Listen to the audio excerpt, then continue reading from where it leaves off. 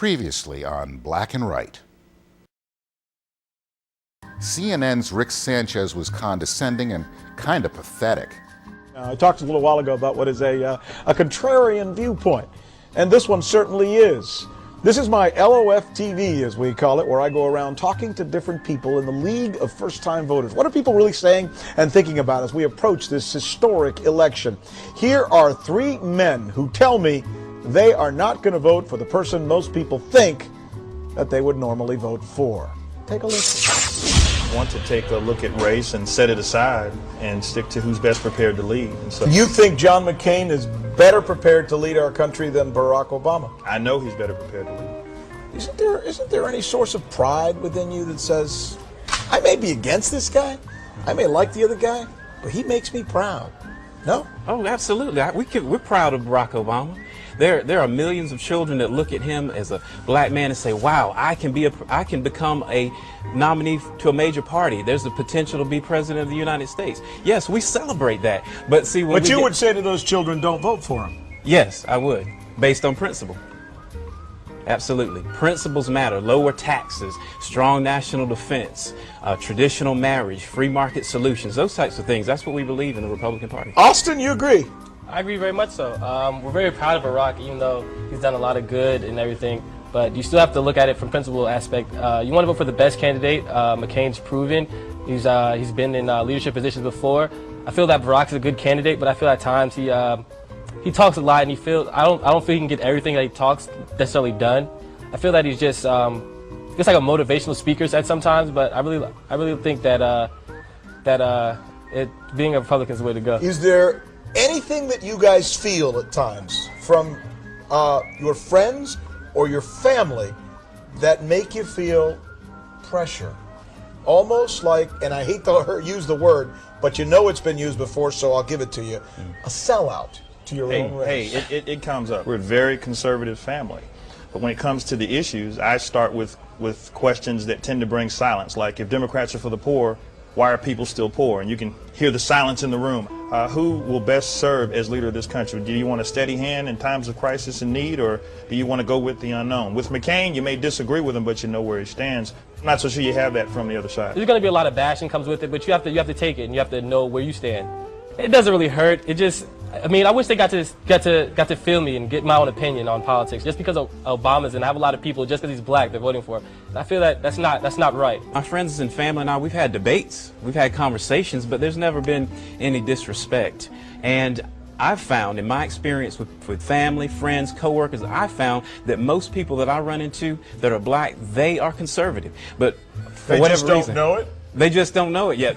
And it just doesn't translate to a Republican vote, but we're going to work on that. And as for the person who posted this on YouTube, these are three of the saddest black men I have ever seen, but I'm sure they make white people proud. It's amazing what Google allows as free speech. Let's go. Strong signal.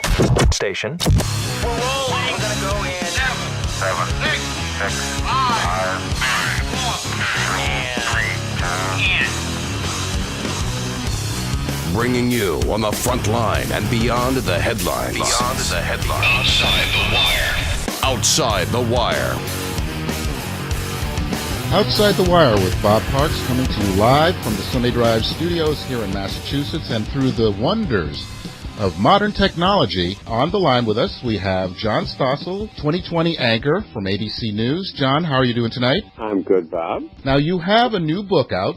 The subtitle is the point that everything you know is wrong was my experience, that as I grew up a liberal consumer reporter and then watched government regulations fail and watched some of the popular scientific points peddled by the media prove to be wrong, so much of what I felt true turned out to be a myth or a lie or downright stupid, and so that's what's inside. Certain things that keep you up at night and you just say, hey, this is something I'm going to go after? Sometimes it just sort of interests me, like your dog's mouth is cleaner than yours, which people say, and sure you don't get diseases from your dog because the germs tend not to make humans sick, but just look at where your dog puts his mouth. Why would you think your dog's mouth was cleaner than yours? It's just silly. Others are based on current events, a lot of things based on what government does.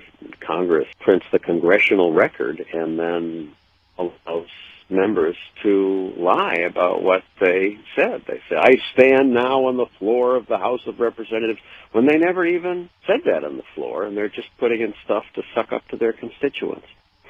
So it's the usual mix we do on 2020 because we try to make it interesting, and because we know if we don't, we're fired.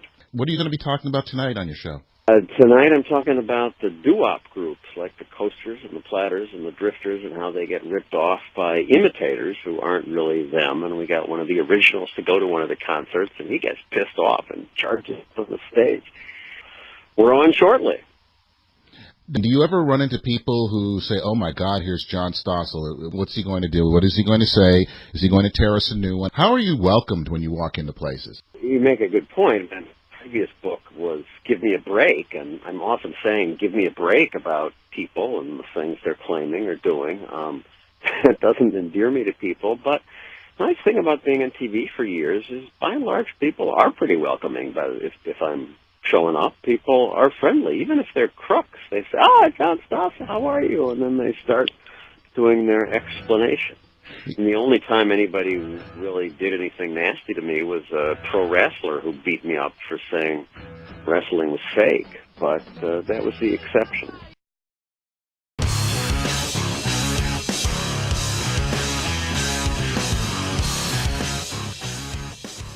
My daughter had trouble sleeping last night. She brought home the latest issue of GeoTrek, brought to us by the Weekly Reader. On the cover, the lead story: when temperatures are leaving the Arctic on thin ice.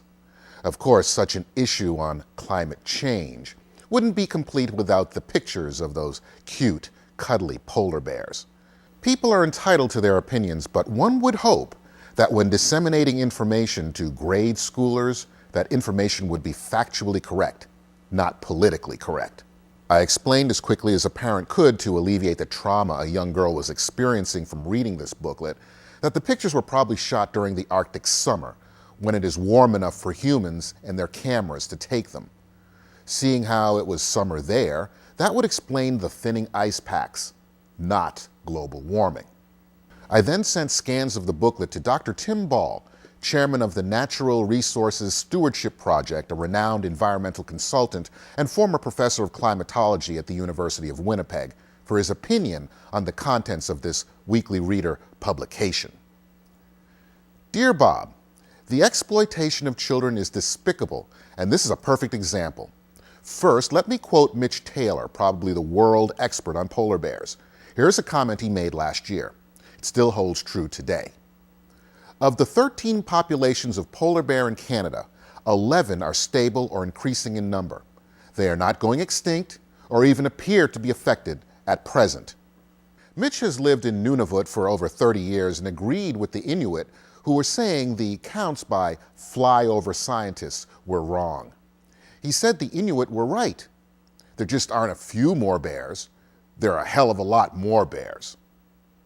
That should help my daughter sleep better tonight. Too bad I can't reach the hundreds of thousands of children who've also read this booklet. Dr. Ball continued. The article is wrong because it assumes the bears depend solely on the seals for food. At the Alaska State hearings on polar bears, Tina Cunnings, a biologist and polar bear expert, pointed out they descended from grizzlies and have retained the ability to change diets and scavenge successfully on land. This helps explain how they survived previous warmer periods than today, when ice conditions were significantly less than today. With regard to the ice, which is at the heart of the issue, the GeoTrek article is very selective and extremely limited in its information. The map it uses shows summer conditions only, and that is deceitful. We only have accurate records in the modern era from 1980 to the present. Every winter, about 16 million square kilometers of ice form. Here is a satellite image for April 2nd of 2007. Here is a map for August 1st. And here is the map for November 27th. The public doesn't know that about 10 million square kilometers of ice, equal to the area of the U.S., melts every year. There have been no reports that the ice has formed more rapidly this year than any in the satellite record. They haven't told the public that Antarctic sea ice was the most on record. Apparently there's a lot the public hasn't been told, especially to kids who are the most impressionable. If those at the Weekly Reader truly believe humans can stop global warming and wish to debate someone who truly knows the issue, I can set it up. But there's no nobility in indoctrinating little kids in an effort to turn them into little liberal eco-activists. It's cowardly, and intentionally sending kids to bed crying is just plain sick.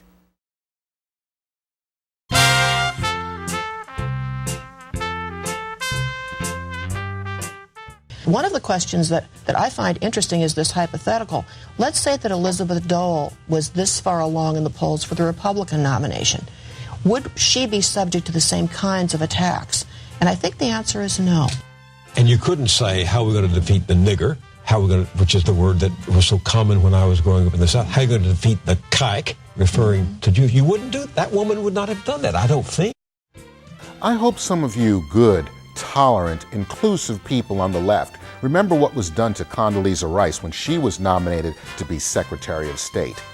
There was no, even though she's a Republican, this is a great step for equality in America. No, the very people who lecture us all today about tolerance and inclusion are the very people who are not. Just ask Dr. Rice.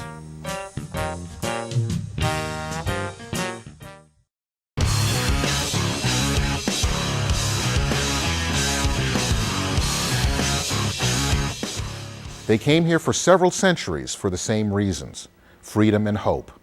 And then a Frenchman created a statue that embodied their hopes and dreams. And it embodied America's promise as well. Give us your poor, your tired, your huddled masses, longing to be free. Is there a point where enough is enough? Not because we have too many people coming in, but not the right kind of people coming in? As intolerant as that sounds, tolerance is exactly what I'm driving at. As illustrated by the story of Gillian Gibbons, a British teacher in Khartoum who faced 40 lashes for allowing her class of 7-year-olds to name a teddy bear Mohammed, different countries have traditions, and one is expected to follow them upon entry. The results can be harsh if you deviate. But America is different. We allow people from many nations to come to America, and being the tolerant, inclusive people we are now allowing the new entrants to not only observe their traditions, but to do so, in some cases, at the expense of our own. Because of political correctness, those traditions found offensive by some are being eliminated one by one, and our national identity is being altered, and not for the good. Many people come to America because the conditions in their native lands are not what they could be, and that's being nice. Some fled religious persecution, poverty, and came to America, their first choice, to begin a new life of freedom. But once the freedom and PC gets into their heads, things get ugly. These newly arrived make demands. All of a sudden, our holidays are offensive to them. All of a sudden, they have problems with our schools, workplaces, public meeting areas, our traditions, and our speech. America is a prosperous nation, and to be quite honest, as a person who's seen the third world, I really wouldn't want to see her become one of those nations. But it now appears that the very people who chose to flee their homes are attempting to turn America into that from which they fled. That is becoming the clear reason why some of us believe that unless the new arrivals want to become Americans and cherish all that makes us who we are, they shouldn't bother to come here. If this keeps up, one day America will say no, and immigrants will have no one to blame but themselves.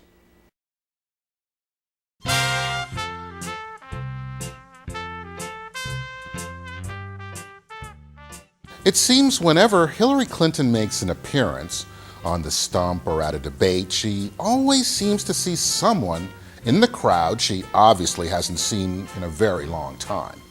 Oh, hi! Oh, hi! Oh, hi! Oh, hi! Oh, hi! Oh, hi! Oh, hi! Oh, hi! Oh, hi! Oh, hi! Oh, hi! Oh, hi. Oh, hi. Hillary, some friendly advice. I understand it's a long campaign season, but take a little time to let your friends know you're coming to town. It's the courteous thing to do.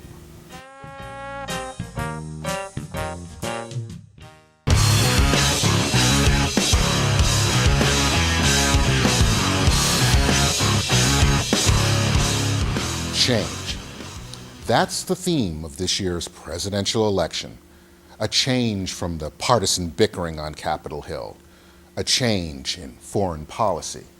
A change in domestic policy. Change. Now, if a change does occur, it will be interesting to watch unfold if it is allowed to do so. Let's go back, let's say, 7 years. George W. Bush campaigned on change. He called it the new tone. Despite all the negative barbs thrown at him during the campaign, he made a concerted effort not to go negative. He was subjected to the daily insults from the left. Remember, selected, not elected? He was called stupid. After 9/11 and the beginning of the Iraq War, he was called Hitler, a warmonger, a terrorist, a murderer, and through all of this, he never returned fire. So much for change. We now have presidential candidates running on the admirable platform of change. It's about our country. It's about our kids' futures. It is also about what you, the people who love this country, the citizens of the United States of America, can do to change it. That's what this election is all about. But when one of them is elected, will that change be allowed to happen?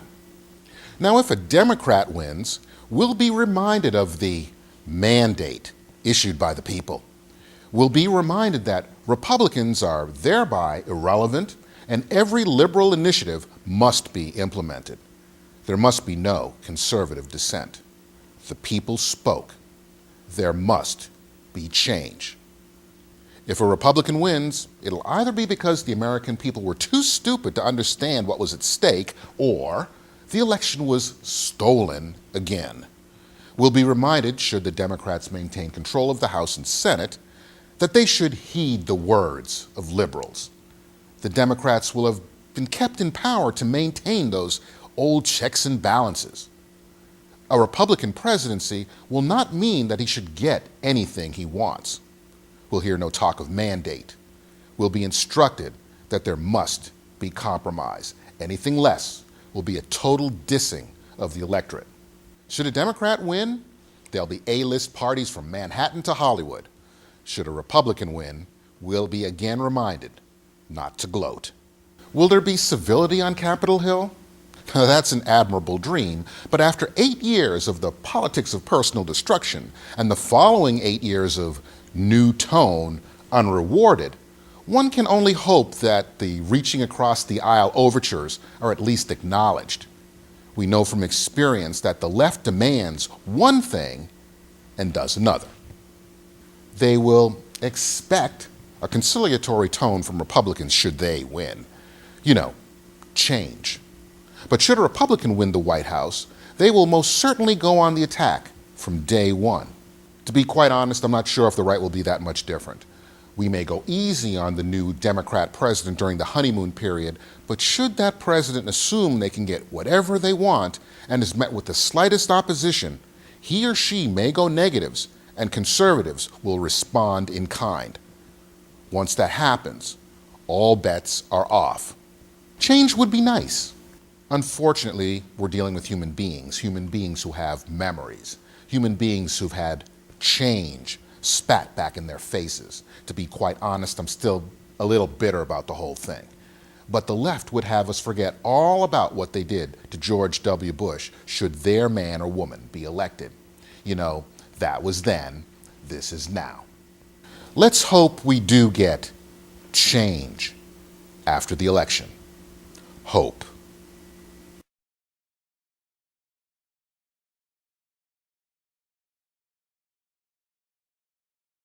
But should a Republican win, the White House... Okay, let me go back. really sure if the right will be that much.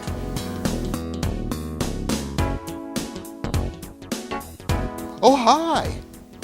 That they should heed the words. Did you see that spit? Isn't that so embarrassing when you're talking? I could have done that in front of people, but. The left would have us forget all about what they, all about. Where am I on the script? Oh,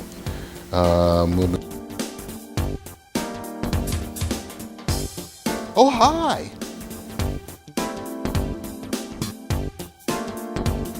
To George W. Bush, should their man or elect...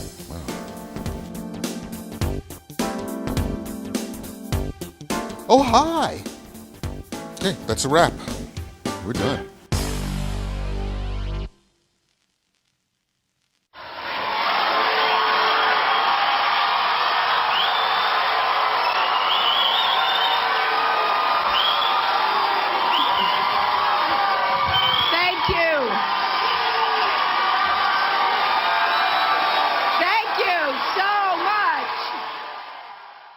Oh, hi!